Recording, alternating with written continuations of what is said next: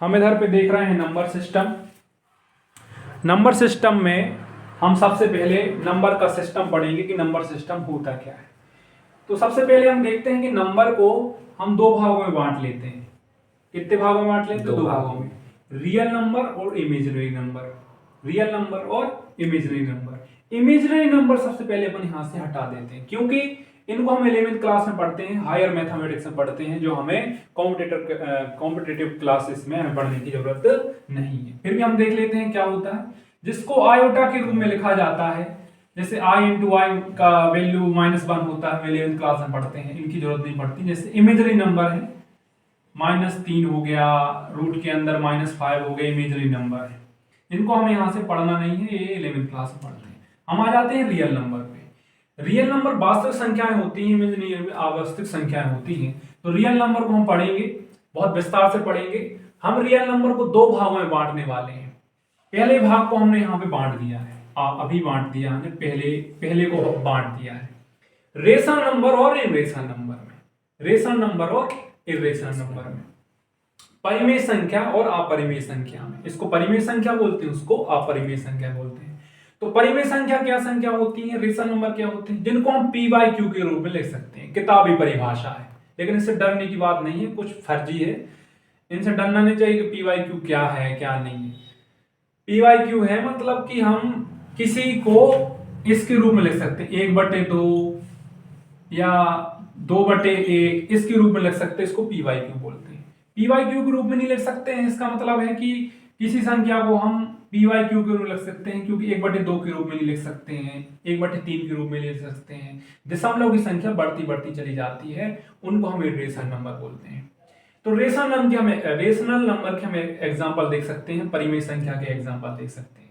यहाँ पे समझने वाली बात यह है कि हमने रूट के अंदर यहाँ भी लिखा है, रूट के अंदर यहाँ भी लिखा है, अंतर क्या है। इधर भी देखिए √16 लिखा है, √16 लिखा है, लेकिन √16 का वर्गमूल क्या होता है? 4 होता है। तो 4 को हम 4 जो है उसके बटे में हम एक लिखने से या ना लिखने से कोई फर्क नहीं पड़ता, लेकिन अल्टीमेटली हम लिख तो पी वाई क्यू के रूप में ही रहे हैं। इसका मतलब ये है कि जो √16 है, इसकी जो है वो क्या है? रेशनल नंबर है। परीक्षा में आ जाएगा कि बताइए कि √25 क्या है, तो आप कहोगे रेशनल नंबर है कि रेशनल नंबर, तो आप कहोगे रेशनल नंबर ही है, क्योंकि इसको हम 5 के रूप में लिख सकते हैं, और 5 को हम 5/1 के रूप में लिख सकते हैं। इसका मतलब हम पी वाई क्यू के रूप में लिख सकते हैं, तो ये रेशनल नंबर है। √9 इसी को 3 का वर्ग है, वर्गमूल आ जाएगा 3, तो 3/1 के रूप में ले सकते हैं। 1/2 ये क्या है? रेशनल नंबर है।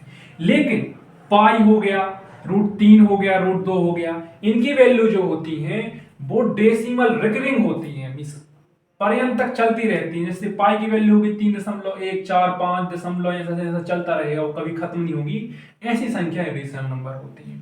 हम एक बात और वो समझ लेते हैं कि ये कॉन्सेप्ट आया कहां से। ये कॉन्सेप्ट जो है, जैसे 10th की बुक देखते हैं एनसीईआरटी, तो वो नंबर लाइन से आता है कि नंबर लाइन है, 0 है, यहाँ पे 1 है, 2 है, 3 है, 4 है, अल्टीमेटली इनफाइनाइट। इधर पे भी -1 है, 2 है, इनफाइनाइट। अब जैसे अपन देखेंगे 1/2, 1/2 क्या होता है? 0.5 होता है। तो बताइए कि ये संख्या 0 और 5 के बीच में है कि नहीं है? हाँ है।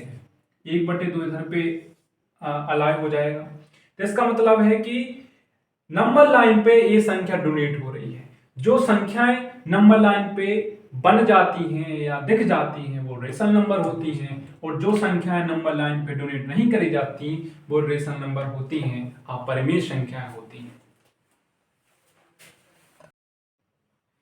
इधर पे हम देख रहे हैं कि रियल नंबर को अब हम दूसरे पार्ट में बांट रहे हैं। पहले पार्ट में अपन ने देख लिया था कि रेशनल नंबर रेशनल था, अब हम बांट रहे हैं इंटीजर और डेसिमल में। तो पहले हम डेसिमल को देख लेते हैं। तो डेसिमल जो होता है वो 3 प्रकार के डेसिमल होते हैं। क्या होते हैं? Terminating decimal, terminating but recurring decimal, non terminating non recurring decimal. Terminating decimal क्या होते हैं? जो टर्मिनेट हो जाते हैं। जैसे 1/2 टर्मिनेट हो जाएगा, जैसे हम लिख दें यहाँ पे 1, यहाँ लिख दें 2, भागे ना 0 यह आ जाएगा, 10 से काटेंगे 0 से चढ़ जाएगा 0.5। ये टर्मिनेट हो गया, हमारा भाग पूर्ण रूप से चला गया, हमारा क्या हो जाता है? टर्मिनेटिंग डेसिमल हो जाता है। टर्मिनेटिंग बट रिकरिंग, ऐसा डेसिमल जो दशमलव के बाद रिकर करता रहता है, मीन्स बढ़ता वही आता रहती है, वही संख्या है। जैसे देखो यहाँ पे 1/3 की वही संख्या आती रहेगी 0.333333। और इसको हम सीधा देखेंगे, जिसको हम बार के रूप में लिख सकते हैं, दशमलव के बाद में बार के रूप में लिख सकते हैं। बार जब लगा देते हैं, जब कोई संख्या हमारी बार बार रिपीट हो रही होती है तो बार लगा देते हैं, इस संख्या को टर्मिनेटिंग बट रिकरिंग कहते हैं। नॉन टर्मिनेटिंग नॉन रिकरिंग क्या होती है? जो संख्या दशमलव के बाद कभी रिपीट ना हो और बढ़ती चली जाए, वो क्या होती है? नॉन टर्मिनेटिंग नॉन रिकरिंग होती है। जैसे √2 की वैल्यू अपन निकालें और देखें तो क्या होती है? 0.41456.000 आगे तक बढ़ती रहेगी। ऐसी संख्या क्या होती है? नॉन टर्मिनेटिंग नॉन रिकरिंग होती है। इसको हमने डेसिमल तो पढ़ लिया हमने। अब हम देखते हैं इंटीजर। इंटीजर को हम देखते हैं किन भाव में बांटते हैं? नेचुरल नंबर में। नेचुरल नंबर वो संख्या होती हैं, प्राकृतिक संख्या वो संख्या होती हैं जो प्रकृति से हमें मिली हुई है। जैसे पहले मनुष्य ने जिन संख्याओं का यूज किया वो प्राकृतिक संख्याएं थी, जो हमें प्रकृति से मिली, वो प्राकृतिक संख्याएं थी। नेचुरल नंबर क्या होंगे? 1 2 3 से लेके अनंत तक की संख्या क्या होगी? नेचुरल नंबर होगी, प्राकृतिक संख्याएं होती है। इंटीजर को हिंदी में पूर्णांक बोलते हैं। नेगेटिव इंटीजर क्या होते हैं? मींस एक नंबर लाइन हम यहां पे देख लेते हैं, 0 1 2 3 इनफाइनाइट। इधर पे 0 से -1 -2 -3 इनफाइनाइट। तो नेगेटिव इंटीजर वे होते हैं जो -1 से इनफाइनाइट तक जाते हैं, नेगेटिव इंटीजर होते हैं। तो देखो ये नेगेटिव इंटीजर हो गए। पॉजिटिव इंटीजर जो 1 से लेकर इनफाइनाइट तक जाते हैं, पॉजिटिव इंटीजर होते हैं। और होल नंबर क्या होते हैं? नेचुरल नंबर में हम 0 जोड़ देते हैं तो होल नंबर हो जाता है। देखो 0 1 2 3 से लेकर इनफाइनाइट तक हमने 0 जोड़ दिया नेचुरल नंबर में, तो क्या हो गया? होल नंबर हो गया। तो अब हम देखेंगे पॉजिटिव इंटीजर, मींस इधर की नंबर लाइन की पॉजिटिव इंटीजर होते हैं। तो हम पॉजिटिव इंटीजर बहुत इंपॉर्टेंट हो जाता है। हम पॉजिटिव इंटीजर को भी 5 भागों में बांट देते हैं। पहला भाग इवन नंबर, दूसरा ऑड नंबर, तीसरा प्राइम नंबर, चौथा कंपोजिट नंबर, पांचवा परफेक्ट नंबर। पूर्ण संख्याएं, सम संख्याएं, विषम संख्याएं, अभाज्य संख्याएं और सहअभाज्य संख्याएं। इन संख्याओं को हम पढ़ने वाले हैं कि पॉजिटिव इंटीजर क्या होते हैं। हम इधर पे इंटीजर को भी आसानी से देख लेते हैं। अलग अलग करके मैंने यहाँ पे लिख दिया है। यहाँ 5 भागों में बांटा था हमने, positive integer, negative integer, zero integer, non negative integer, non positive integer. इन्हीं के हमने एग्जाम्पल लिखे गए हैं। और इधर पे देखने वाली बात यह है कि हम पॉजिटिव इंटीजर जो पहले नंबर पे लिखा गया 1 से लेके इनफिनाइट तक, 1 2 3 इनफिनाइट तक, इन्हीं को नेचुरल नंबर कहते हैं, इन्हीं को प्राकृतिक संख्या बोलते हैं। और नॉन नेगेटिव इंटीजर गैर ऋणात्मक संख्याएं 0 1 2 3 4 5, जिसमें प्राकृतिक संख्या में 0 जुड़ जाता है तो क्या हो जाता है? उन्हीं को हम होल नंबर बोलते हैं। अब हमने बहुत सीख लिया। हमने नंबर सिस्टम को रियल नंबर में बांटा, रियल नंबर को 5 भागों में बांटा। 5 भागों में हमने पॉजिटिव इंटीजर को देखा और पॉजिटिव इंटीजर को हमने 5 भागों में बांट लिया। हमने नंबर सिस्टम को समझ लिया। हमें नाम से ज्यादा काम से ज्यादा इंपॉर्टेंट होना चाहिए, क्योंकि नाम भी ज्यादा इंपॉर्टेंट है कि क्या होता है, उसके एग्जाम्पल क्या होते हैं, वो समझना जरूरी रहता है। तो पॉजिटिव इंटीजर को हम 5 भागों में बांट रहे हैं। पहला भाग है ऑड नंबर। ऑड नंबर क्या होती है? विषम संख्याएं होती हैं। जैसे 1 3 5 7 9 13 17, ये क्या है? विषम संख्याएं।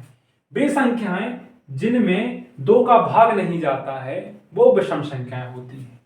सम संख्याएं, इवन नंबर, वे संख्याएं जिनमें 2 का भाग जाता है, 2 4 6 8 10 12, ये क्या होती है? हमारी सम संख्याएं होती हैं। इधर पे सम संख्याओं और विषम संख्याओं के बारे में 3 चीजें पढ़ लेना भी जरूरी है। जैसे ऑड को ऑड में जोड़ दें तो इवन आ जाता है। जैसे 5 को 5 में जोड़ दें तो क्या आ जाएगा? 10 आ जाएगा, इवन संख्या आ जाएगी। ऑड का ऑड में गुणा कर दें तो ऑड आता है। 5 गुणा 5 में करेंगे तो 25 आ जाएगा। 25 क्या है? ऑड संख्या है, विषम संख्या है। ऑड का इवन में गुणा कर देंगे तो इवन आता है। जैसे 5 विषम संख्या है, ऑड नंबर है, इवन 2 क्या है? इवन है। इन दोनों गुणा कर देंगे तो क्या आ जाएगा? इवन ही आ जाएगा, 10 आ जाएगा। इतनी बात समझ ली। अब हम देखते हैं प्राइम नंबर। ये बहुत इंपॉर्टेंट चीज हो जाती है नंबर सिस्टम में। प्राइम नंबर ज्यादा समझने की ज्यादा जरूरत है। प्राइम नंबर क्या होते हैं? तो only two factors one in itself, जिन संख्याओं का खुद और एक ही फैक्टर होता है, एक होता है और खुद संख्या होती है, वो क्या होती है? Prime number. कैसे? जैसे दो देखें, एक गुणा एक मीन्स एक की दुनिया दो बार पढ़ेंगे दो आएगा, और दो की दुनिया एक बार पढ़ेंगे दो आ जाएगा। ऐसे दो फैक्टर ही होते हैं, उन संख्याओं को प्राइम नंबर बोलते हैं, अभाज्य संख्याएं होते हैं। जैसे पांच, पांच में बता दो ऐसा गुणा करो संख्याओं का कि पांच आ जाए, या तो एक का पांच में करना पड़ेगा, एक गुणा एक गुणा एक गुणा दो एक गुणा तीन एक गुणा चार एक गुणा पांच, या तो पांच का एक में गुणा करना पड़ेगा। मीन्स या तो वो संख्या खुद ही उसका फैक्टर होती है या एक होती है। इन संख्याओं को हम प्राइम नंबर बोलते हैं। हमें एक से लेकर 100 तक के प्राइम नंबर रटे होना चाहिए। जैसे 2, 3, 5, 7, 11, 13, 17, 19, 23, 29, 31, ये संख्या 100 तक रटी होनी चाहिए, क्योंकि इस पे क्वेश्चन आते हैं। कंपोजिट नंबर वो नंबर होते हैं जिनके एक से ज्यादा फैक्टर्स होते हैं। जैसे हम चार ले लें, चार को हम दो फैक्टर ले सकते हैं, मोर देन टू फैक्टर्स होते हैं, दो डिफरेंट फैक्टर होते हैं। या एक का गुणा चार में कर दें या दो का गुणा दो में कर दें, तो हमारे दो फैक्टर हो गए कि नहीं हो गए? नो। तीन का गुणा तीन में कर दें या एक का गुणा नौ में कर दें। अब इधर पे एक ही चीज होती थी, यहाँ पे एक का गुणा उसमें कर दें तो संख्या आती थी। देखो इसमें एक का गुणा उसमें कर देंगे तो संख्या आ ही रही है, और तीन का गुणा तीन में कर देंगे तो 9 आ रहा है। ऐसे 12 है। परफेक्ट नंबर क्या होते हैं? पूर्ण संख्या क्या होती है? वे संख्याएं जिनके फैक्टरों को जोड़ने पे वही संख्या आ जाती है, वो क्या होती है? पूर्ण संख्या होती है। जैसे 6 के हम फैक्टर देखें, 1 2 3 फैक्टर हैं, 1 2 3 है, तो 1 2 और 3 को जोड़ देंगे तो 6 आ गया। हाँ, ये परफेक्ट नंबर है। 28 को देख लेते हैं, 28 के क्या क्या फैक्टर है हमारे? 1 है, 2 है, 7 है, 4 है, 14 है। जब इन संख्याओं को 1 2 7 4 14 को जोड़ेंगे तो 28 आ गया। हाँ, 28 आ गया। तो ये हमारे क्या हो जाएंगे? परफेक्ट नंबर हो जाएंगे। उनके फैक्टरों को जोड़ देते हैं तो परफेक्ट नंबर हो जाते हैं। अभी तक केवल 28 परफेक्ट नंबर ही खोजे गए, इन्हें खोज बाकी है। अब देखो 6 है, फिर 6 के बाद 28 है, फिर 496 है, फिर 8128 है। ऐसे बहुत बड़े बड़े नंबर हैं जो परफेक्ट नंबर है। अब इधर पे दो फैक्ट यहां पर अभी पढ़ लेते हैं। जीरो हमारी सम संख्या है। क्या है? जीरो हमारी सम संख्या है, इवन नंबर है। एक ना तो प्राइम नंबर है ना कंपोजिट नंबर है। एक ना हमारी प्राइम नंबर है ना कंपोजिट नंबर। सवाल में आ गया कि एक क्या है, प्राइम नंबर है कि नहीं है। अगर सवाल में आ गया तो हम कहेंगे बिल्कुल प्राइम नंबर नहीं है, ना हमारा कंपोजिट नंबर है। देखो हम ट्विन प्राइम नंबर पढ़ लेते हैं। ऐसे प्राइम नंबर जिन प्राइम नंबरों के बीच का अंतर 2 होता है। जैसे 2 3 और 5 के बीच का अंतर कितना है? 2 है। 5 और 7 के बीच का अंतर 2 है। 11 और 13 के बीच का अंतर क्या है? 2 है। जिन नंबर का एचसीएफ 1 होता है वो रिलेटिवली प्राइम को प्राइम नंबर कहलाते हैं। जैसे 16 और 9, इनका एचसीएफ 1 होगा, और 8 और 7 का एचसीएफ भी 1 होगा, 11 और 13 का एचसीएफ भी 1 होगा। ऐसे नंबरों को रिलेटिवली प्राइम नंबर कहते हैं, को प्राइम नंबर कहते हैं।